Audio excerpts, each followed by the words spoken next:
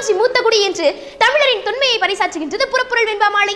பின்னை என்று என்னை பிறவி பெறுவது, உன்னை நன்றாக முயல்தவம் செய்கிறார், என்னை நன்றாக இறைவன் படைத்தனன், தன்னை நன்றாக தமிழ் செய்யுமாறு என்ற வரிகளின் மூலம் தான் பிறப்பெடுத்ததே இறைவனை தமிழில் பாடுவதற்கு தான் என்று உலகிற்கு உணர்த்துகிறார் திருமூலர். பாலும் தெளிதேனும் பாகும் பருப்பும் இவை நாளும் கலந்துனக்கு நான் தருவேன், கோலம் செய் துங்கக் கரிமுகத்து தூமணியே நீ எனக்கு சங்கத்தமிழ் மூன்றும் தாய் என்று தமிழை நன்கு கற்றுணர்ந்த ஔவையாரே மேலும் தமிழருக்கு இறைவனை வேண்டினார். இது போன்ற லட்சக்கணக்கான இலக்கிய பாடல்கள் நமது தொன்மையும் மொழியின் பெருமையையும் பறைசாற்றுகின்றது. சங்கம் வைத்து மொழி வளர்த்த தமிழர்களாகி நமக்கு இன்று தமிழ் மொழியை பேசுவதற்கு கூட இயலாத ஒரு சிக்கலான சூழல் உருவாகி கொண்டிருப்பதை கண்டு நான் மிகவும் வேதனையடைகின்றேன். தாய்மொழியான தமிழில் பேசினால் அபராதம் விதிக்கும் பள்ளிகளும் தண்டனை கொடுக்கும் பள்ளிகளும் தமிழகத்தில் பல உள்ளன என்பதை இங்கிருக்கும் பலரும் அறிவீர்கள்.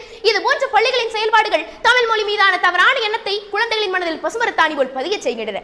அம்மா இங்கே வாவா, நிலா நிலா ஓடிவா, கைவீசமா கைவீசு, மழையே மழையே வாவா போன்ற தமிழ் பாடல்களை கற்ற குழந்தைகள் தாய்மொழிக்கும் தாய் நாட்டுக்கும் திரும்ப என்ன கைமாறு செய்வது, ஆக மொத்தத்தில் எவ்வாறு சிறந்த மனிதனாக வாழ்வது என்பதை கற்றுக் கொடுக்காதன் விளைவு தாய் தந்தையரின் மீது பாசம் குறைந்து முதியோர் இல்லங்கள் அதிகரித்திருக்கின்றன.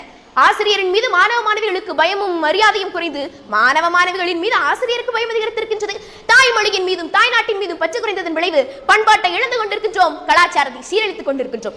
எவ்வாறு சிறந்த மனிதனாக வாழ வேண்டும் என்பதை கற்றுக் கொடுக்காதன் விளைவு கல்விக்கூடங்கள் அதிகரித்த அதே அளவிற்கு சமுதாயத்தில் குற்றங்கள் அதிகரித்திருக்கின்றன, காவல் நிலையங்கள் அதிகரித்திருக்கின்றன, சிறைச்சாலைகள் அதிகரித்திருக்கின்றன, நீதிமன்றங்கள் அதிகரித்திருக்கின்றன.